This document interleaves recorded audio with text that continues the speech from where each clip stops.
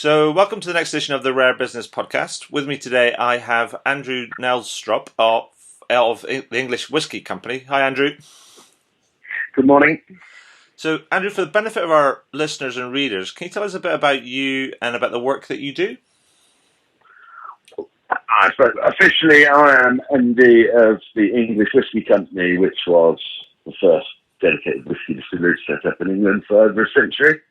And as for what I do, everything from sweeping the floor to making sure we can sell our bottle. Excellent. And have you always been in whisky distilling? No, we were the family, basically farmers and millers. Okay. And personally, I've been farming since I left school until a few years ago when we branched out and did some construction work, and then I don't know, the last construction job was building the distillery to get that up and running, at which point that turned into a far bigger project than we were expecting. So it became a full-time job rather than a retired hobby for father. Excellent. Now, I don't know if you can tell from my dulcet tones, but I am from Scotland, and so when Tim Lloyd from BIS kind of put us in touch, I was thinking, English whiskey? God, you're kidding me, because whiskey distilling in the UK is traditionally a Scottish and Irish affair. I mean, is that true? And if so, how's it come about? How have you acquired the skills? Certainly in modern memory, Scotland and Ireland have been the dominant force. As far as I'm led to understand it, if you go back a little bit further, then Ireland were a more dominant force than Scotland. Uh-huh. And things change over time. But there are records of England having at least 4 very large working distilleries, whisky distilleries, back in sort of 1898 is the last recorded one, as far as I know. Right. And they were based in Bristol, Liverpool, London. Okay. Actually, the last one that I've been able to find out about was on the site of the Olympics, and it changed to gin production in 1898 and then burnt down in 1903. So it's been a while, but England has made whiskey yet. And I know that everyone goes, it's Scotch. Don't they make Scotch? Actually, whiskey's made in pretty much every developed country on the planet these days. Yes. Well, I know it's more of a question is why wasn't England making whiskey 10 years ago rather than why is it now? Well, indeed. I mean, I don't know if this is a whiskey myth, but I know that Japan are quite big distillers, and Japan is huge. Yeah. And have they? I mean, one of the things that I heard, I don't know if this is myth or a legend, but that they created a town called Scotland in Japan so they could put "Made in Scotland" on some of their whiskey bottles. Is that true? Beyond my level of knowledge. What I know, the bits I do know is there was a Japanese guy that came over to Scotland in 1923, I think, and married a Scottish lady and went back and set about making whiskey. And I would imagine, there was a period in the 70s, 80s where one probably, without too much backlash, could argue that Japan were attempting to probably rip off Scotland a bit with their labelling and names. But in practice, things in the last 30 years have changed beyond all recognition. Yeah. Japan makes beautiful whiskey and certainly stand on their own right and don't need to play off other nations anymore. Well, but again, I mean, in terms of volumes, Scotland is still the biggest. Then there's America, and Japan are now third. So they are a big whiskey producing nation. Well, Japan seems to be a big fan of all things kind of Scottish, whether it's kind of golf or kind of knitted sweaters and also the whiskey. Absolutely, yeah. So, basically, so it sounds like it's almost like a resurrection or a sort of Renaissance kind of project trying to bring whiskey distilling back to England. But so, how have you acquired the skills needed to do that? We were very lucky. I think things fell into place a bit. We decided we were going to do it, and we were going to do originally a very small micro distillery, like you see the sort of breweries in pubs and people have at the end of their garden, these tiny little ones. And it was going to be a retirement project for my father. Right. Luckily for us, back when we decided to do it, 2006, there was still this minimum still size rule Right. set by the Customs and Excise, which meant you couldn't do that, which Right. is why there'd never been this rash of boutique distilleries across the UK, whereas there has been in other countries. So you set about building something that's really quite large.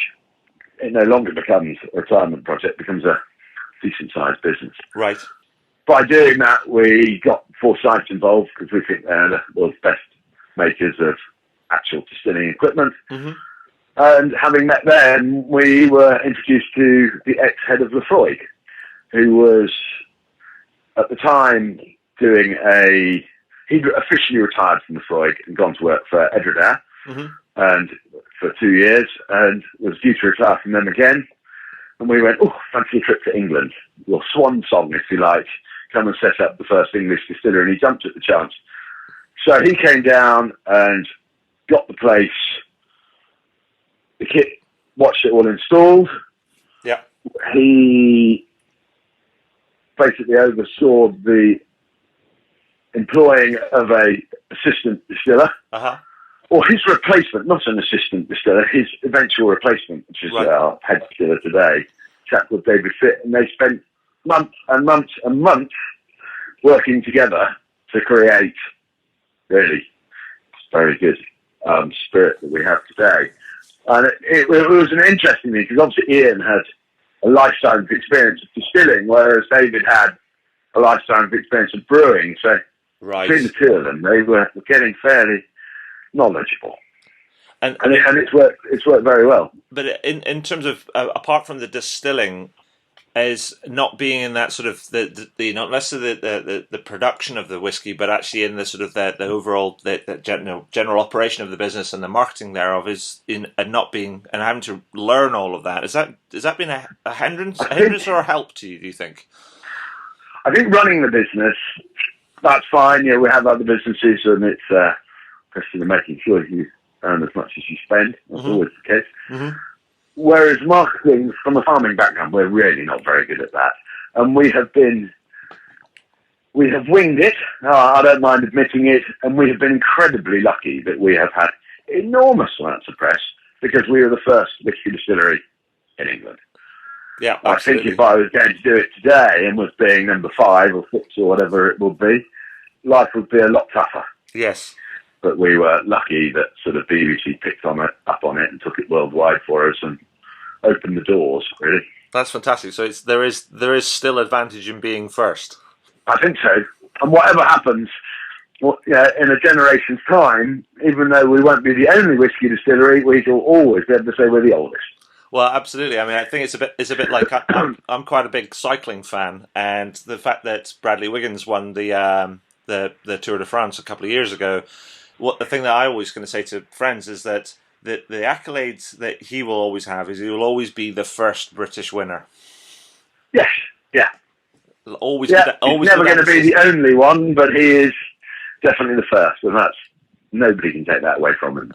Absolutely. So Scottish whisky and Irish whisky is also exported all over the world. You say that they are the leading exporter. I mean, on the back of that, have you benefited from its popularity, or have you had to build your reputation in marketplace from scratch? It's the hardest one to know. There's no question that Scotland are incredibly helpful. I mean, it's not deliberate, obviously, but yes. We ride on their coattails because they have the clout to influence entire nations on their drinking habits. Yes. What the downside to that is that new nations to whiskey drinking, China and India and various places, are totally confusing, as you see in the UK, the word whiskey and Scotch. Yes. And you see that here, we all go out to buy a Hoover. We don't go out to buy a vacuum cleaner. Yes, we go to buy a Hoover, and although most people go and buy Dyson these days, they still call it, I'm off to get a Hoover. Yes. And that is the problem. And we see that in some countries it doesn't seem to make any difference at all. But certainly heading to the Far East, there is a very specific brand awareness. Yes. And I guess it's not just we want Scotch and nothing else. It's actually we want certain brands of Scotch and nothing else. And they prove difficult. But we can't complain because at least Scotland have actually given them a taste for whiskey in the first place. Yeah, absolutely. Which allows us to go in and create our own little niche in each marketplace. I mean, because I think the thing that's interesting about the whiskey industry, and that you've alluded to there, is that there is a particular brand awareness and brand sort of loyalty and preference and things. Whether that's built on anything substantial or not remains to be seen. But what there are is that you get customers that are really, really passionate about their whiskey and their brands.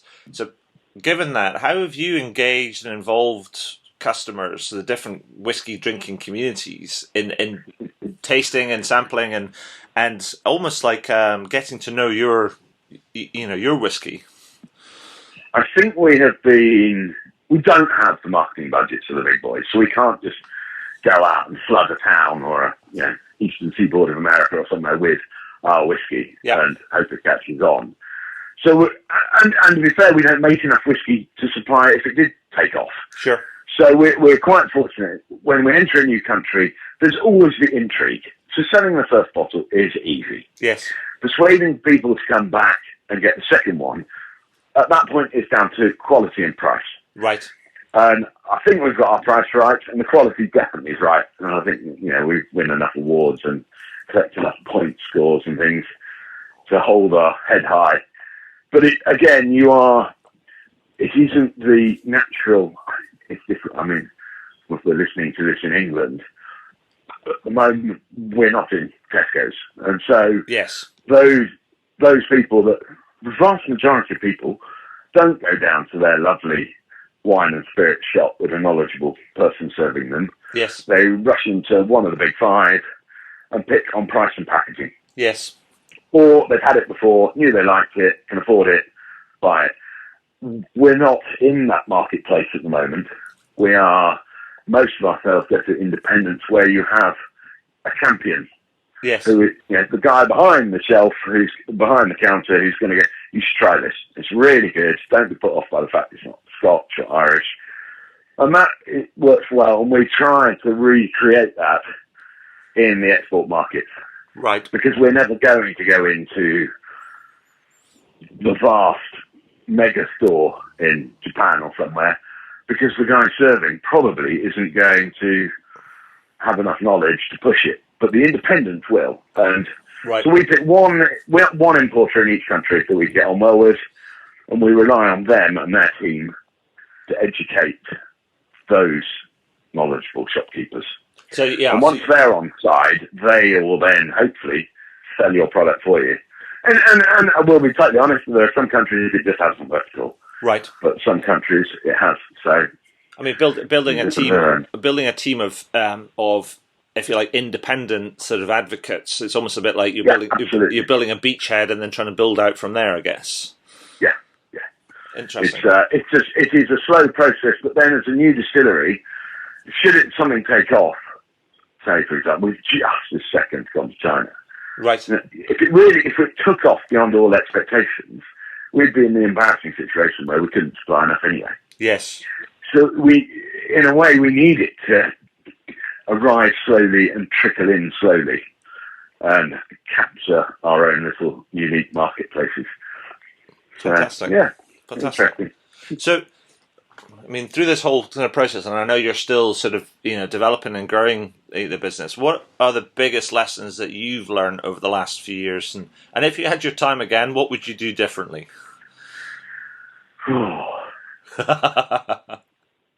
It's the hardest question. It's one we get asked all the time. And it's a really difficult one to know. There are obviously some technical bits and pieces in the distillery that we might alter and have done over time, move a pipe to left to right sort of thing. Yeah. But that's a live and learn and thing as time goes on. Probably the one thing we got right and wrong in the same go was on our debut, our launch, if you like. At 3 years old, we're legally whiskey. On that day, the BBC launched. And they did this. It was meant to be a local story in Norfolk, and it went worldwide. Right. I had mates ringing up from Zimbabwe going, God, you're on telly. And it was extraordinary. Fantastic. No one can ask for any more. The problem is, on the first day that you reach that age, you don't have any whiskey. Right. You have a few bottles. So we had this enormous amount of press, and actually only a few thousand bottles to sell. Right. And if we could have held that back by 6 months, we could have put an extra north on the amount of bottles that would have been available. Right. And they all would have sold in a day, and it would have been, yay. In practice, we got a huge amount of press and awareness, and a lot of people going, I can't buy one. I'll have to wait 6 months. Right. But, that's one of those things. I'm never going to knock all the press we got. No, not at all. It's good of just... And, of course, we were just before Christmas, so it was the perfect time to sell some. Yes. Even if it was a smaller amount than we potentially could have done. Well, I mean, it is a big lesson you learn. It's almost like don't tee up the PR and the press until you've got a warehouse full of stuff to sell. Ready. But it was one of those, we literally rang one local guy saying, do you want to come and watch us bottle the first bottles? And he arrived expecting it to go out on the local news, and then it was, that's a good story, let's put it on Radio 4, and let's put it on national news, and let's put it on BBC World, and literally within hours, it was global, and we were like, oh hell, we're not ready for this. I mean, by 10 o'clock in the morning, it took us nearly 3 months to get through the emails we'd received in 4 hours. Wow. So it was nuts. Unleashed the dragon. Yeah. So that's good. I mean, it answers the question, what would you do differently? But I'm not sure if we could rerun the whole thing, we would do it differently, because you couldn't ask for that type of coverage if you paid for it. Well, indeed. I mean, there's no guarantee that it wouldn't have gone local and national and international in 6 months' time. It might have just still remained local. Absolutely. And that would have been, far better off as we were, I think, which is great. Yeah, absolutely. Because at least you have that, free PR sort of awareness that you, crikey, would have cost you tens, if not hundreds of thousands of pounds to generate. Absolutely. Never could have afforded to do it by spending notes. And actually, you can't buy coverage on the BBC. No. So it wouldn't matter how much money you had. You just physically couldn't have got that coverage. So it was good. Excellent. So what's the English Whiskies Company's plans and your plans for the rest of 2013 and beyond? This year, 2013, is proved to be a very different year from last year. Uh-huh. Last year was all about UK sales. Mm-hmm. Also, we had the Olympics, and there was a lot going on. And our exports didn't go down, but it just stayed flat. Whereas this year, we've seen the UK market slowly grow, and exports just gone mad. So we still scratch our heads sometimes and wonder why. What's different this year to last? But it's an interesting business. If you're making widgets or even vodka, anything that you make today and sell tomorrow, you can have a very realistic plan. Mm-hmm. Our biggest thing is planning. I will be planning today to guess what we might sell in 10 or 20 years' time. Right. Okay. Now, I have a spreadsheet that goes forward to 2058 at the moment. Okay. That's as the barrels will come out the stores. Okay. So there's no grand, right, we're going to double production next year. You're trying to guess what will happen in 20 years' time. Well, I mean, here's the crystal balls and spreadsheets. Exactly, and by 2058, I'm rather hoping I won't care a lot. To be well retired, I'm hoping. Well, I think the thing that's the big thing that's come out of this for me is one is you've entered a market that is you've got being first as an English whiskey producer. You have tapped into a community of, if you like, drinkers that are very, very passionate about your brand, particularly ones in export markets, and I'm not really surprised that exports are starting to take off, and that's fantastic news. But it seems that with whiskey there is a real emotional connection between customers and the whiskies that they like to drink. Definitely, and I think one of the things that Ian was responsible for, the ex-head of the Freud, was persuading us to make a peated whiskey as well as a classic single malt. Right.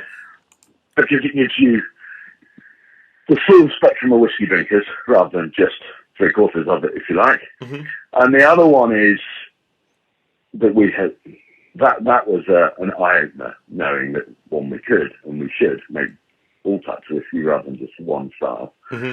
But the other one that's been a massive eye-opener is, as you say, people are genuinely interested. Yeah.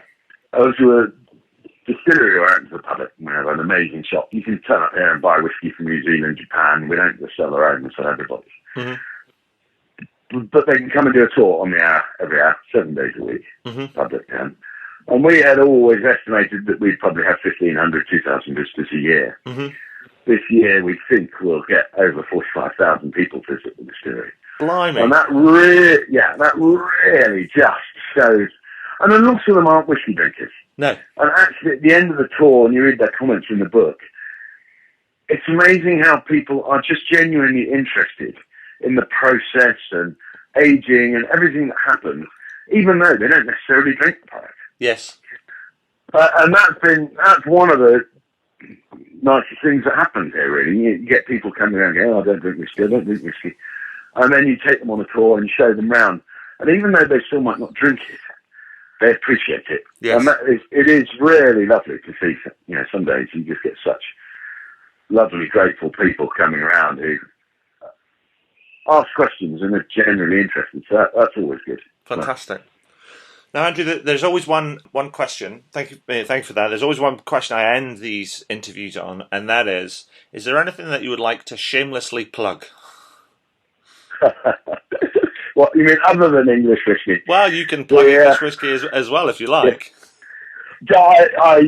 I've thought about this, and it's depending on when people read this or listen to it. The immediate one is we're releasing a very limited Chapter 13, which is all decorated up, new, very cool labels with dragons for Halloween, and that it tastes amazing, and it looks really cool. But it's an incredibly limited edition, and it will no doubt disappear and sell out in a day or two, but it will be out there, and that's always fun, and it's something new for people to look out for. Mm-hmm. But actually, the thing I generally tell people, and if you're going to plug anything, is that all those that don't drink whiskey, go and buy a bottle, try some, and don't be talked into the hardened whiskey drinker telling you, oh, you can't add water to it, you can't add ice to it, you can't do this. It's the best way to drink whiskey is however you want to. And I think as a new beginner to whiskey, people should add some water until they go, actually, I really quite like this. There's not many people that sit down and drink neat gin. Yes. And why drink neat whiskey? So it's, well, my famous plug isn't generally for a product. It's actually more to tell people to go out and try a decent single malt, not something off an optic behind a local pub. Yeah. And try it with some water and actually see if you might actually like it compared to drinking something that's sort of fairly harsh fire water, neat, in a sort of non-whiskey specialist pub. So it's, yeah, I honestly believe that for most people, we can find a whiskey that they would enjoy.